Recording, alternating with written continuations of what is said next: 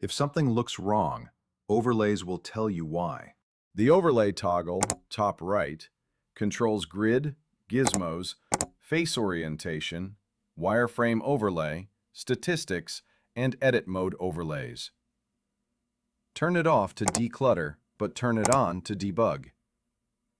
Face orientation colors faces blue for outside and red for inside. Use this to find flipped normals.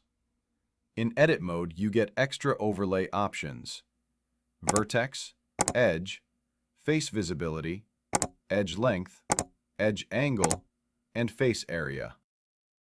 Enable normals, vertex or face, to visualize normal directions and size.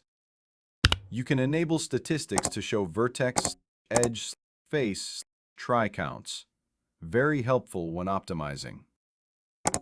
Wireframe overlay, checkbox in overlays, shows wire on top of shaded objects, so you can see topology while previewing materials.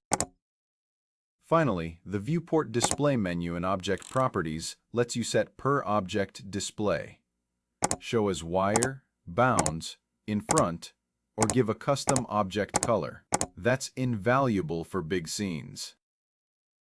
Next, snapping, pivots, and the 3D cursor, the precision tools.